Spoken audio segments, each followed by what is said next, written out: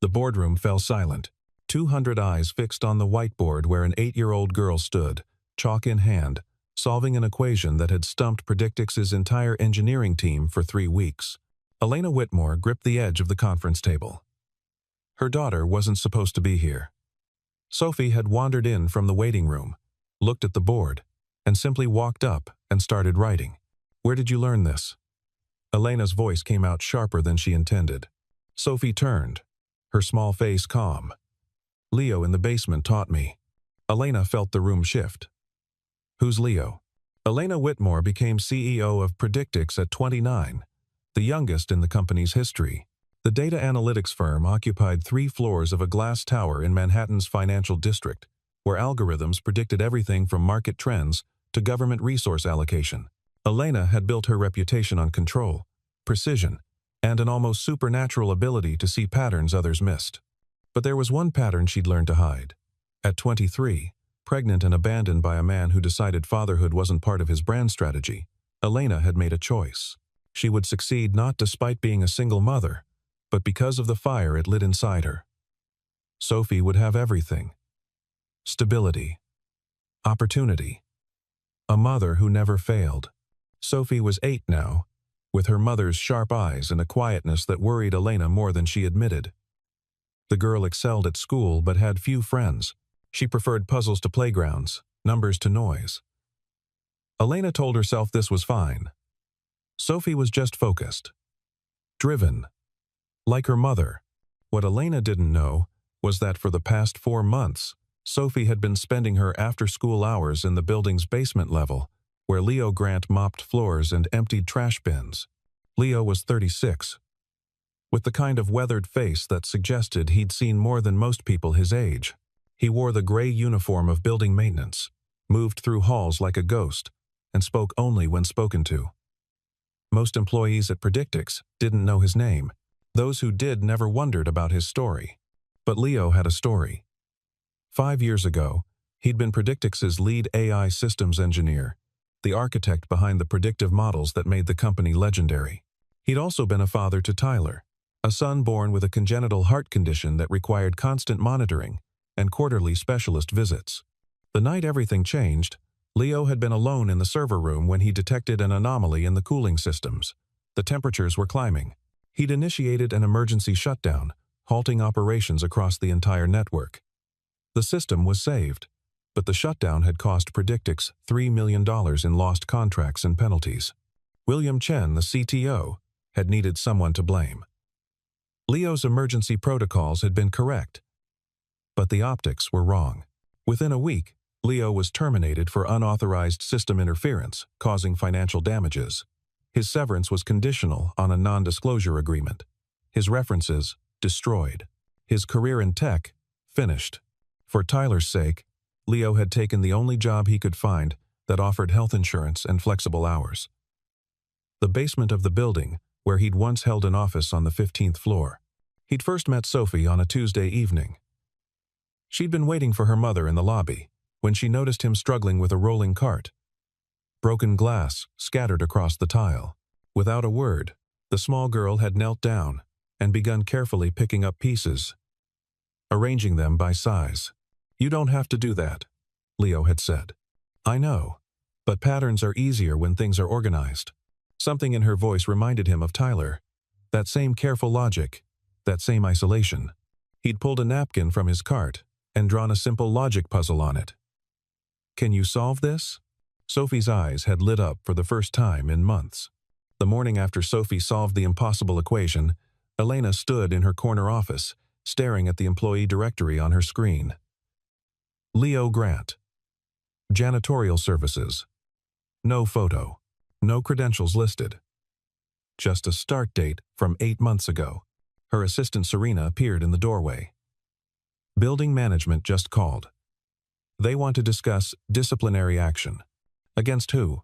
The maintenance worker who's been, quote, engaging in unauthorized contact with executive family members. Elena felt something cold settle in her chest. Set up a meeting. I want to talk to him first. The basement level of Predictix smelled like industrial cleaner and old concrete. Elena had never been down here. She found Leo in a storage room, organizing supplies with the same methodical precision her engineers used on code. "Mr. Grant." He turned slowly. No surprise in his eyes. Like he'd been expecting this. "You've been teaching my daughter. I've been answering her questions. There's a difference." Elena's jaw tightened. "You had no right to." "To what? Treat her like she's intelligent? To give her challenges that actually interest her?" Leo's voice was quiet, but firm. "Your daughter is brilliant. Miss Whitmore, when's the last time you asked her what she's curious about?" The words hit harder than Elena wanted to admit. She thought of Sophie's face at dinner last night. Animated. Excited about fractals and recursive patterns. Talking more than she had in years. "Building management wants you written up," Elena said. "They're saying you violated protocols." "I know. Why didn't you tell me who you were?" "That you work here? Would it have mattered?" Elena didn't have an answer. She turned to leave, then stopped. "Stay away from my daughter." Walking back to the elevator, Elena felt a wrongness she couldn't name. Something about the way Leo had looked at her. Not defiant. Not apologetic. Just disappointed. Elena couldn't let it go. That night, after Sophie was asleep, she called Serena. "I need you to pull a complete background check. Leo Grant. Janitor. Started 8 months ago." Serena called back at midnight. "Elena, you need to see this." The file was thin but devastating.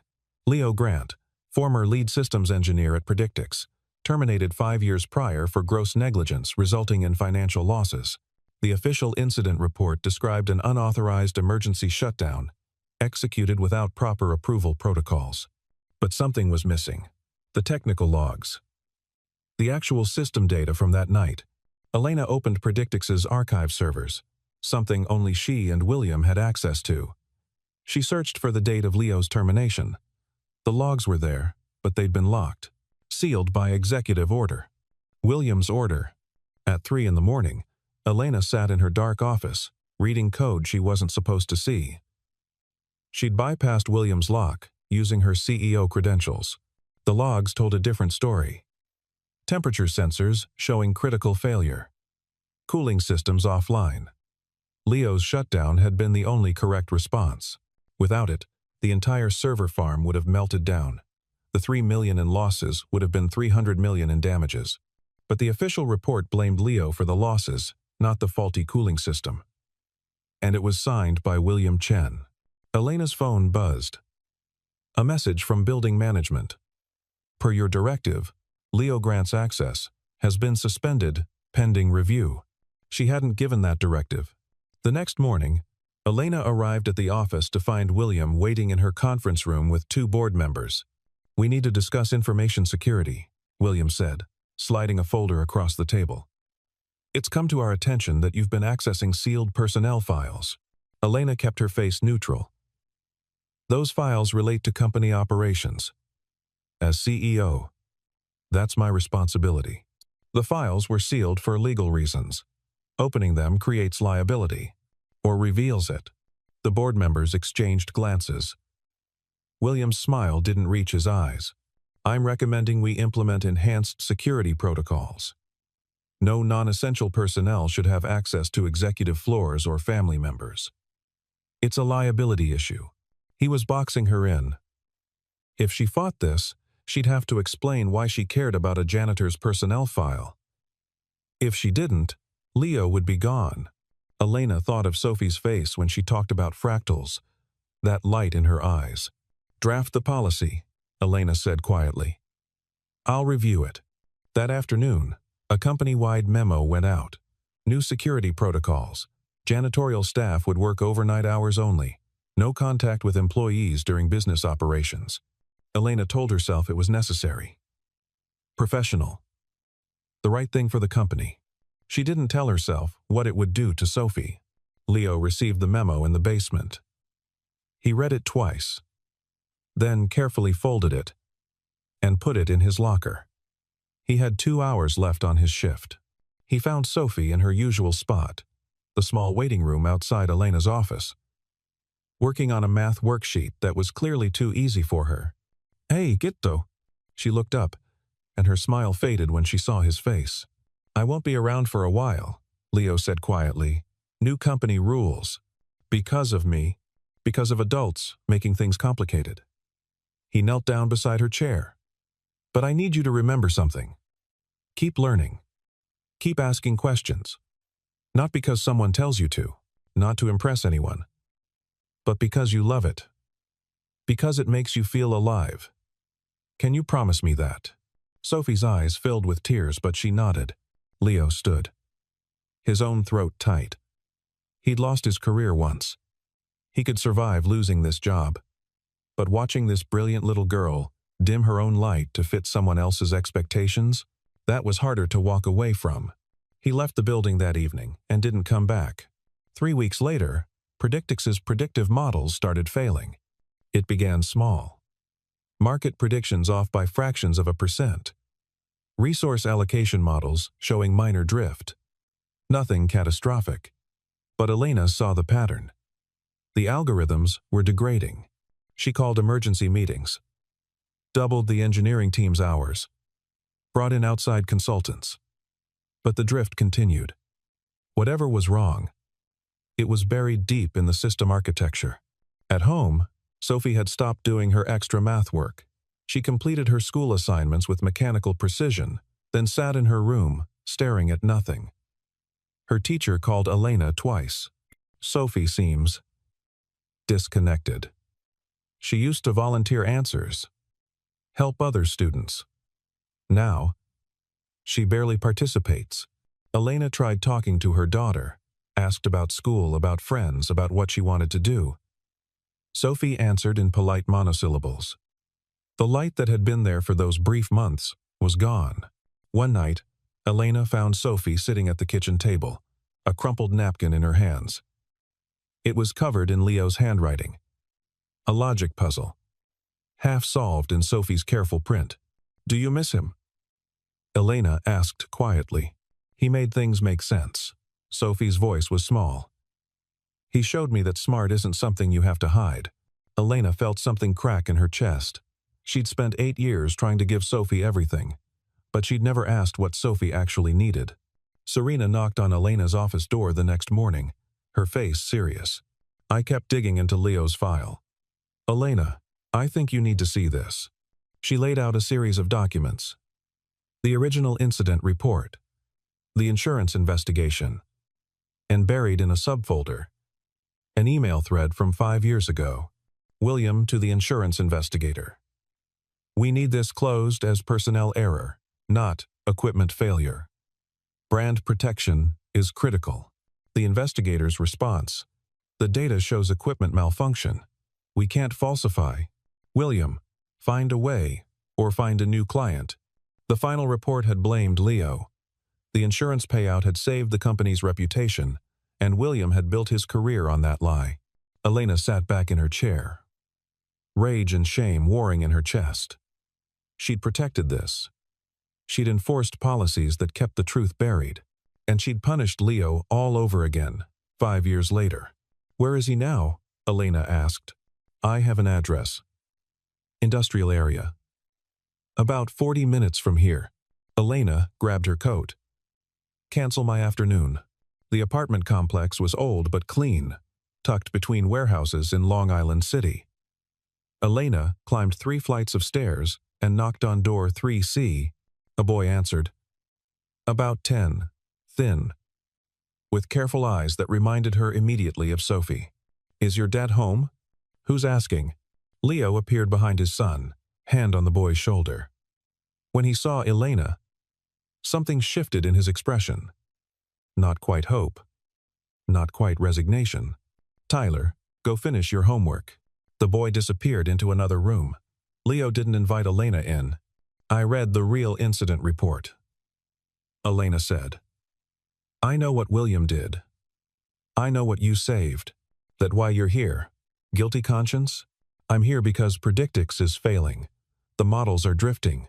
We can't find the source. And I'm here because my daughter hasn't smiled in 3 weeks. Elena's voice cracked. I'm here because I was wrong. And I need your help.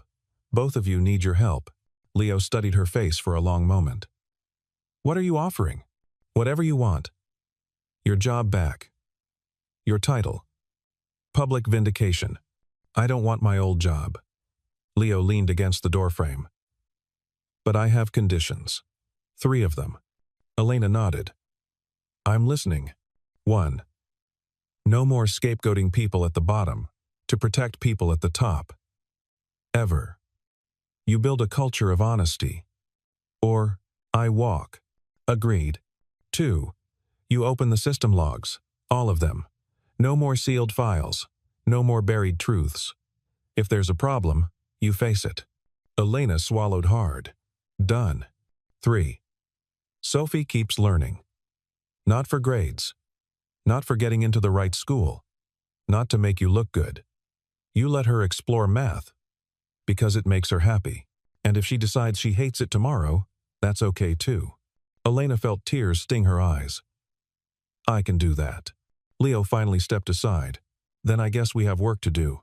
The war room was established in a rarely used conference space on the 2nd floor. Elena, Leo, Serena, and a small team of engineers who'd been with the company since the beginning. People who remembered Leo. People who'd wondered what really happened. Elena had also invited someone else. Miss Patricia Hewitt, Sophie's 3rd-grade teacher. A woman who'd actually noticed when a brilliant child started dimming her light. I don't understand why I'm here, Patricia said, looking around at the screens and code. Because this isn't just about fixing a system, Elena said. It's about fixing everything we broke. Leo pulled up the system architecture on the main screen. The drift is happening in the predictive layer. The algorithms are making assumptions based on outdated training data. But the issue isn't the code. It's the philosophy. He opened a folder of old design documents, notes from 5 years ago when he'd built the original system. I designed these models to adapt, to learn, to question their own assumptions. But after I left, someone locked them into rigid patterns. They stopped evolving. Elena felt the metaphor hit home. For 3 days, they worked. Leo walked them through his original design philosophy, explaining each decision not as a technical choice, but as a way of thinking. How systems, like people, needed room to question, room to adapt, room to be wrong. He taught the same way he taught Sophie. Not with lectures, but with questions. With napkin diagrams and simple examples. With patience. On the 4th evening, Tyler and Sophie arrived. Leo had arranged it with Elena. The kids sat in the corner working on homework together. But really, they were working on something Leo had sketched out. A logic puzzle. A game. Elena watched her daughter lean over the paper, pointing something out to Tyler. Sophie was explaining. Teaching. Her face alive with excitement. Miss Hewitt sat down beside Elena. You're a good mother who made a common mistake. What's that? You tried to protect her from struggle. But struggle is how we learn who we are. Elena wiped her eyes. I'm learning that. By the end of the week, Leo had identified the core problem. But the solution would require rebuilding significant portions of the system. And they had a major client presentation in 6 days. A government contract worth $40 million. We can do it, Leo said. But I need full access. Including the secure servers. Elena hesitated for only a moment. Then she handed over her credentials. That night, as she was leaving, Sophie ran up and hugged her. Thank you for bringing him back, Sophie whispered. Elena held her daughter tight. Thank you for showing me I needed to. William discovered what was happening on day 5. Someone from the engineering team had let it slip in a casual conversation. By the time Elena arrived at the office the next morning, there was an emergency board meeting already scheduled. William stood at the head of the table, 3 board members flanking him. You brought Leo Grant back into this building. You gave him access to secure systems. You did this without board approval and in direct violation of his termination agreement. Elena set her bag down calmly. I did. Because our systems are failing, and he's the only one who knows how to fix them. He's a liability. His termination was legally sound. If he causes another failure, he didn't cause the first failure. Elena pulled out her tablet. I have the original incident reports. The real ones. The ones you buried. William's face went pale. You falsified an insurance claim. You destroyed a man's career to protect the company's reputation. And then you locked away the evidence. One of the board members leaned forward. Is this true, William? It was 5 years ago. The decision was made in the company's best interests. The decision was made to save your job, Elena said quietly. And I'm done protecting it. William's expression hardened. If you proceed with this presentation using Leo Grant, I will resign, and I will take this entire situation to the press. Predictix will be drowning in lawsuits and PR disasters instead of celebrating a government contract. He pulled out his phone. I've also taken the liberty of updating our security systems. Leo Grant's biometrics have been flagged. If he tries to enter the building, security will remove him. If he tries to access our servers remotely, the system will lock him out. Elena felt the trap close around her. The presentation was tomorrow. Without Leo, they couldn't complete the system repairs. Without the repairs, they'd lose the contract. And William knew it. She looked at Serena, who was pale but determined. At the board members, who were calculating political angles. At her phone, where a text from Sophie glowed. Mom, count your breaths like Leo taught me. Then decide. Elena had spent her entire career protecting her position, playing it safe, making the smart political choice. She stood up.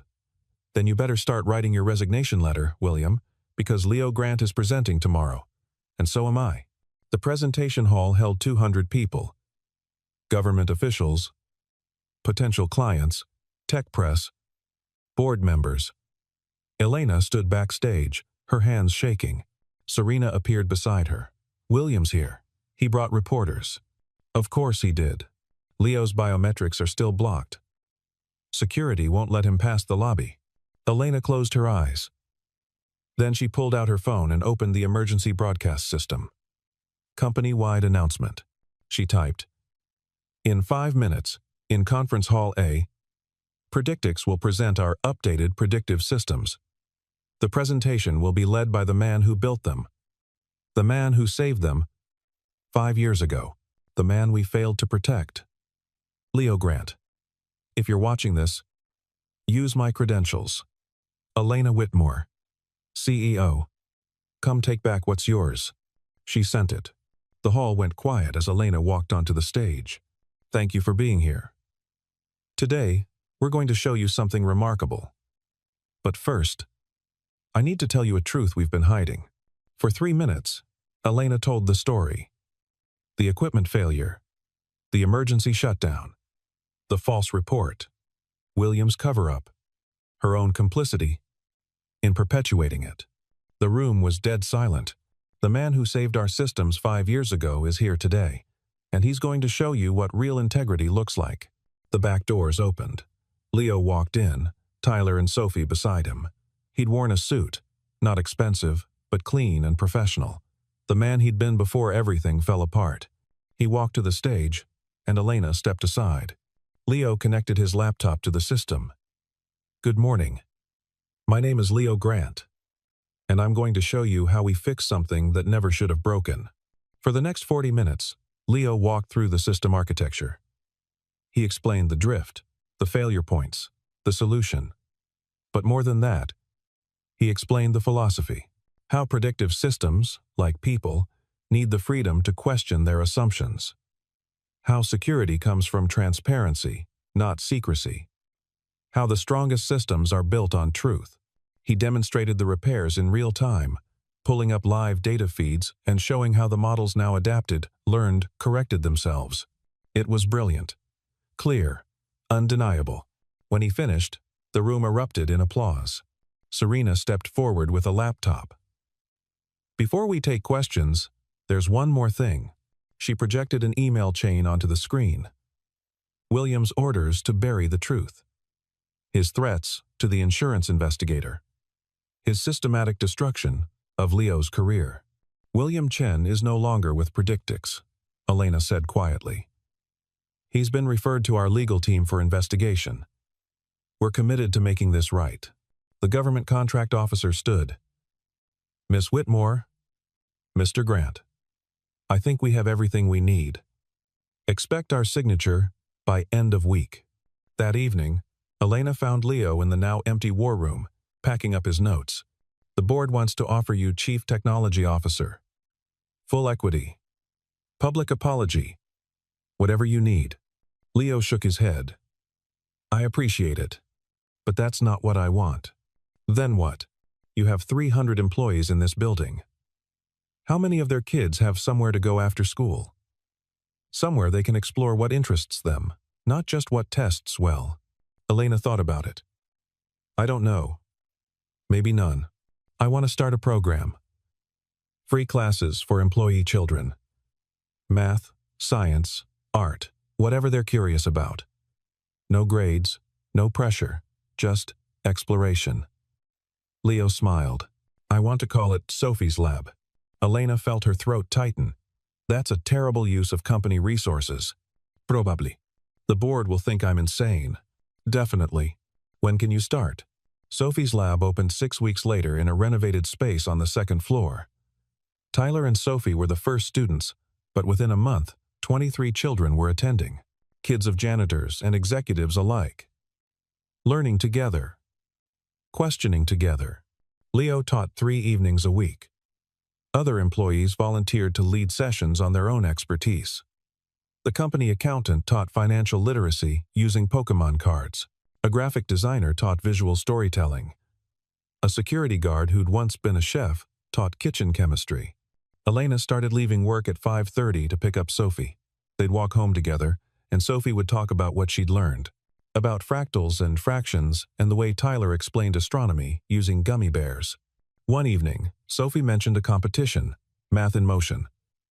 You build something that demonstrates a mathematical concept. Tyler and I want to enter together. What are you going to build? Sophie pulled out a napkin, creased and worn. The first logic puzzle Leo had ever given her. We're going to turn it into a kinetic sculpture. Something you can touch and solve and watch. Move. Is that okay? Elena looked at her daughter's bright eyes, at the careful sketch she'd been working on, at the pure joy of creating something just because it mattered to her. It's more than okay. It's perfect. The Math in Motion finals were held in a university auditorium. Elena sat in the audience between Leo and Miss Hewitt, watching Tyler and Sophie carefully position their sculpture on the demonstration table. They'd built it from reclaimed materials. Old computer parts from Predictix's recycling. Gears and wires and LED lights. But arranged into something beautiful. A mechanical puzzle that moved when you solved each logic gate, lighting up in patterns that demonstrated recursive algorithms. The judges circled, asking questions. Tyler explained the engineering. Sophie explained the math. Together, they showed how it worked. When the results were announced, they took first place. Sophie stepped to the microphone for the winner's speech. Elena's heart swelled. People think the best teachers wear suits and stand at the front of classrooms, Sophie said. Her voice small but clear. But the best teacher I ever had wore a gray uniform and asked me questions on napkins. He taught me that being smart isn't something you hide or use to prove you're better than someone. It's something you share. It's something that makes you braver. She looked at Leo. Thank you for teaching me to ask questions, for teaching me that it's okay to not have all the answers. Then she looked at her mother. And thank you, Mom, for learning too. Elena wiped her eyes. Around her, parents and teachers were crying too. After the ceremony, as they walked to the car, Sophie slipped her hand into Elena's. Are you proud of me? She asked. Elena stopped. She knelt down, eye level with her daughter. I've always been proud of you. But I'm learning that my pride isn't what matters. What matters is that you're proud of yourself, that you know who you are, and what makes you light up. That's the real achievement. Sophie hugged her. Over her daughter's shoulder, Elena saw Leo and Tyler waiting by the car, a janitor and his son. The people who'd taught her what success actually looked like, not the corner office or the government contracts or the stock price, but this moment, this connection, this truth. She'd spent a decade building an empire of predictions, But the most important thing she'd ever learned couldn't be predicted or controlled or planned. It could only be lived. Later that night, after Sophie was asleep, Elena stood in the doorway of her daughter's room. The walls were covered with drawings now, logic puzzles and mathematical patterns and sketches of the kinetic sculpture, a map of a mind that was finally free to explore. On Sophie's desk, that first napkin sat framed, a reminder of where it all started, a janitor and a little girl, a simple question, a willingness to see someone for who they really were. Elena had thought her greatest achievement was becoming the youngest CEO in Predictix's history. She'd been wrong. Her greatest achievement was learning to be the mother Sophie needed, learning to value truth over reputation, learning to see the janitor in the basement as the hero he'd always been. The predictive models could forecast market trends and resource allocation. But they couldn't predict this. The way a napkin puzzle would save a company, the way a little girl's question would expose a 5-year lie, the way the greatest minds aren't always in the corner offices. Sometimes they're in the basement. Sometimes they're 8 years old. Sometimes they're waiting to be seen. Elena turned off the light and whispered into the darkness. "Thank you, Leo, for teaching us both." Somewhere across the city, in a small apartment in Long Island City, Leo tucked Tyler into bed. "Dad, are you glad you went back?" Leo thought about it. About the years of mopping floors. About the vindication that had come too late. About the little girl who'd seen him when no one else had. "Yeah, kiddo, I am. Because they gave you your job back? Because I remembered who I was. And because I got to help someone else remember who they were too." Tyler smiled. "Sophie's pretty cool." "Yeah, she is. Now go to sleep." But as Leo walked to his own room, he paused by the window. The city glowed in the darkness. Somewhere in those lights was Predictix, was Sophie's lab, was a future neither he nor Elena could have predicted. The best things in life, he'd learned, couldn't be predicted. They could only be built. One question at a time, one truth at a time, one napkin at a time. And that was enough.